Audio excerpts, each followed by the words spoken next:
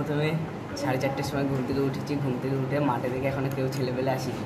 তারপরে 5টার দিকে দেখি শুভ এসেছে সাইকেল নিয়ে, আমরা মাঠে দৌড়াদৌড়ি করলাম। তারপরে দেখি 2-4টে ছেলে আসলো, বৃষ্টি পড়ছিলো। তারপর ওদের সাথে চলে গেছিলাম দৌড়াবো বলেছিলাম বর্ডার অবধি দৌড়াবো। তারপরে পা মা ব্যথা হয়ে গেছিলো। তারপরে যেতে যেতে পেটটা বল অবধি দৌড়েছি, পেটটা বল থেকে তারপরে আমরা একটু বসে ঠসে বাড়ি এসেছি। বাড়ি থেকে ব্যাগ ট্যাগ নিয়েছি, তারপর একটা বিস্কুট কিনে খেয়ে দে ব্যাগ ট্যাগ নিয়ে সাইকেলে চেন পড়ে যাচ্ছিলো। তারপর ঠেলতে গেছি, তারপর শুভ ঠেলতে নিয়ে গেছে সাইকেলে। এখন কত দূর গেছে?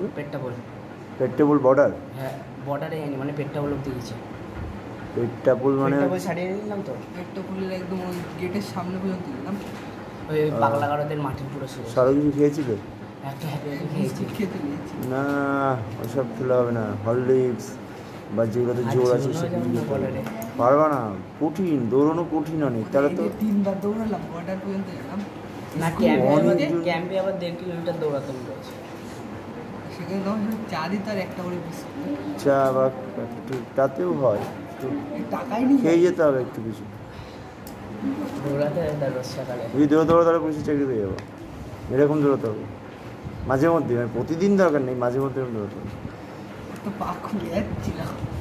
পা খুলে যাবে। তোর অবস্থা কি হলো আমায় বলছিস?